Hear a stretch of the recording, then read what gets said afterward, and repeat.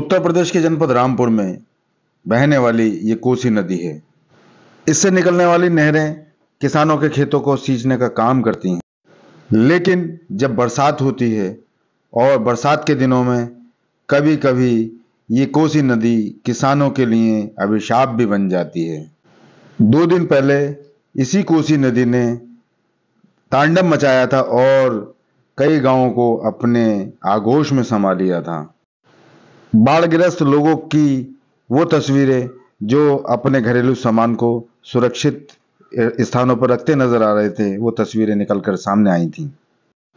अब कोसी नदी का जल स्तर घट चुका है।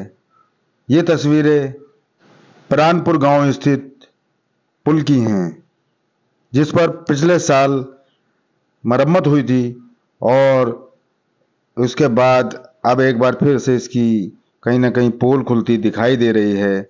जिला पंचायत सदस्य अब्दुल मुस्तफ़ा हुसैन ने मौके का मुआयना किया है और गांव वालों के साथ मिलने के बाद इसको देखा है क्या हाल इस बार इस मरम्मत का हुआ है जो पिछले साल कराई गई थी।